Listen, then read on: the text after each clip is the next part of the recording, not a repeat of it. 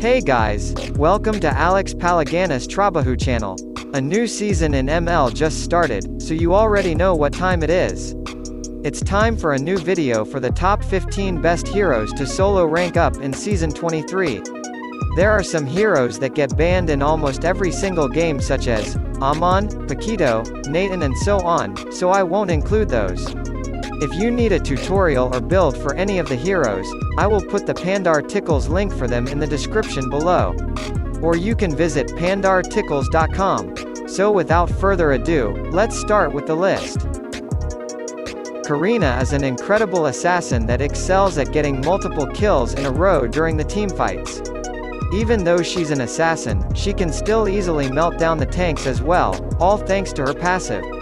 She can easily kill those heroes who rely solely on their basic attack, because her first skill makes her immune to them, but beware of the enemy's CC skills, because she can still be easily burst down.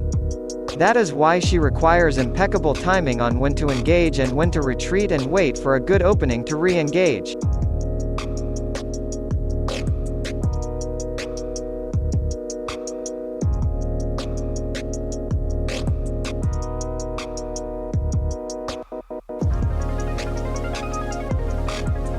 Bane.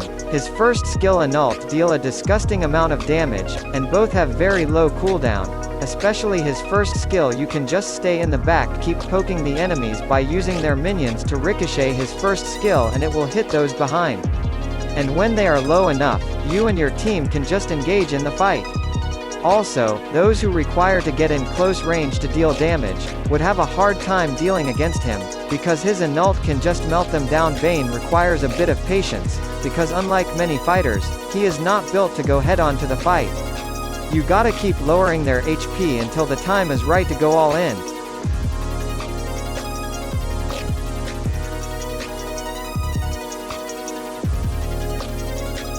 Clint is one of the strongest marksmen for the side lane. His first skill can easily burst down any hero that he would be matched up against during the laning phase, and as the game progresses, his passive will start taking over and those crits damage will hurt a lot. But his first skill will still remain one of his strongest weapons, so he is just a nightmare to deal with. But like many marksmen, they are extremely squishy, so be very vigilant of those one-shotters, mages and assassins who only want to go for your nuts first.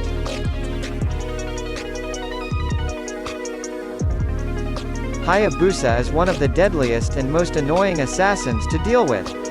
He can easily kill the target even when he is under his turret, and then just blinks away like nothing happened. Also, in one of the recent updates, they made his first skill animation a lot faster, so now he is truly a nightmare for those squishy DPS heroes. But what makes him so great, is that he is not the easiest hero to kill, thanks to his shadow skill. So if your team is somewhat falling behind, you can just try to split push instead and gain as much farm as possible, so the next time there's a teamfight, you will be as strong as their most farmed hero. Kagura is probably the most consistent mage of all time. She is always a good pick no matter the meta. Her ability to instantly burst down the enemies, while still having lots of tools to escape from danger. And to top it off, she has a free purify and a dash skill. She seems to be more of an assassin than a mage. Also, she can clear the minion waves easily from a safe distance. You need a little bit of practice with her before getting used to all of her 6 skills, but once you have played her a few times, you will see that it's actually quite simple, her skills mechanics.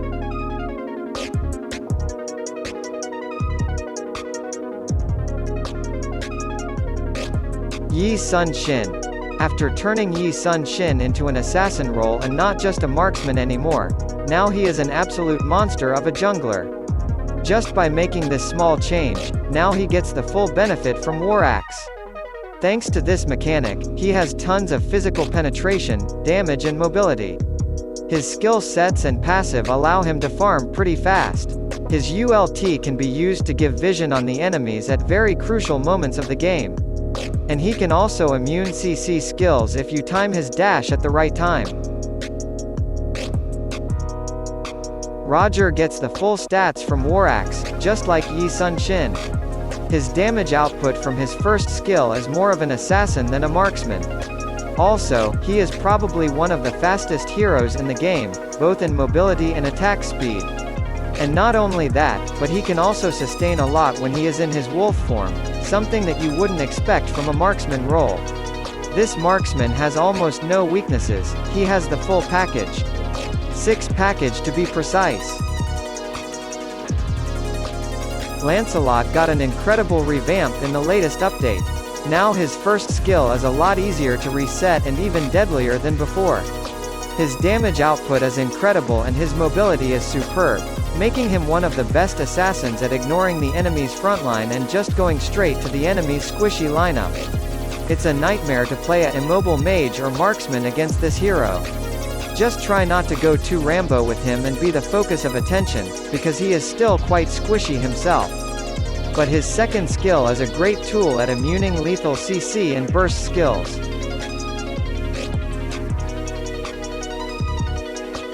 Barats is one of my go-to heroes, when I see that nobody really wants to tank or I feel like the tank is quite inexperienced.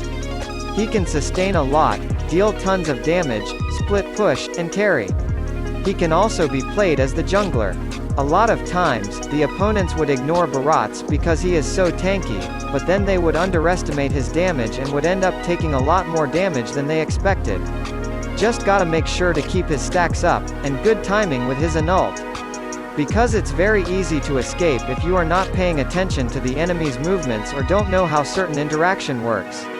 Like how Lolita's shield can actually block his ult. Vale is one of the strongest one-shotter mages in the game.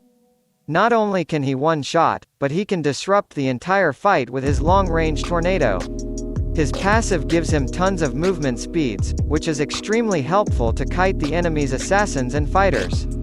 The best way to play one-shotters like him is to take maximum advantage of the bushes and keep surprising the enemies. Don't reveal yourself on the map too often, play him like a camper.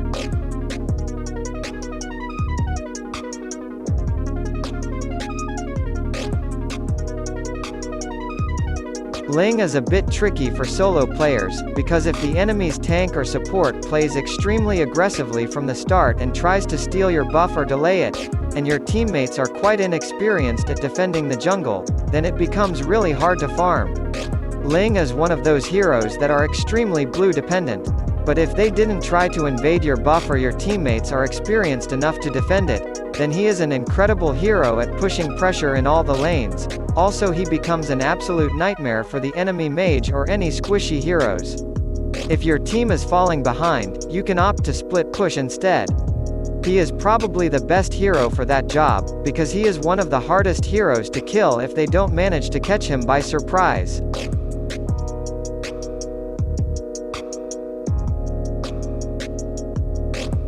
Esmeralda has a lot of amazing assets. Thanks to her thickness, she can sustain quite a lot and at the same time deal tons of damage.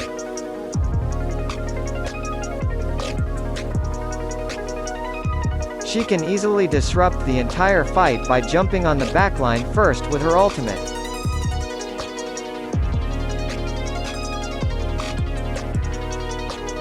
She can be played either in the side lane, or even as the jungler.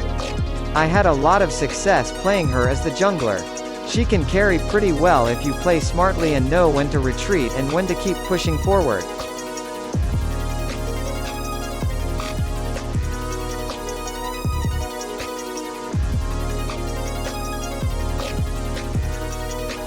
Zhong is one of the strongest fighters in the laning phase.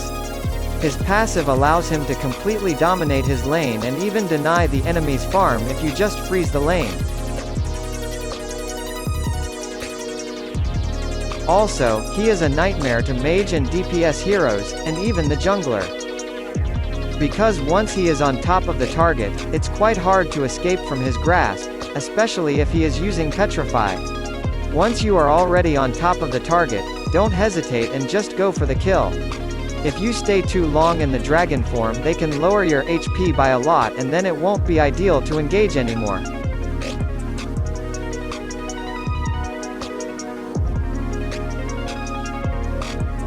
Beatrix is an insanely OP, broken marksman in the current state of the game. She can just kill everything that she sets her sight to. Doesn't matter if it's tank, mage, support or jungler. She can instantly melt down a full HP hero with just a few shots. So now not only do the enemies have to focus on the jungler, but also on Beatrix as well. In fact, she actually might deal even more damage than the jungler. If you want, you can play her in the middle lane instead of the gold lane. Either way, she excels in any lane. Last but not least, let's include a support in this list, because they are often forgotten in this kind of video. But don't get me wrong, even though Estes is a support, he is an incredible hero for solo ranking up. He is one of my heroes with the highest win rate in solo rank, because of the fact that he can easily turn the tide of the fight, and help your team push all the way without having to go back to base to heal. He is also one of the most banned heroes in the pro scenes, and there's a good reason for that. And that's it for this Season 23 list. There are many more great heroes that can still do very well in this meta, such as Cho, Harith and so on, that I didn't include in this list. But in the end, what really matters is how well you play the hero. Read more about ML tricks and tutorials. You can go to pandartickles.com, or Google pandartickles. If you think this video can help you, make sure to hit the subscribe button below. Thank you for watching. Thank you for watching my vlog. Don't forget to subscribe, like, and share this video.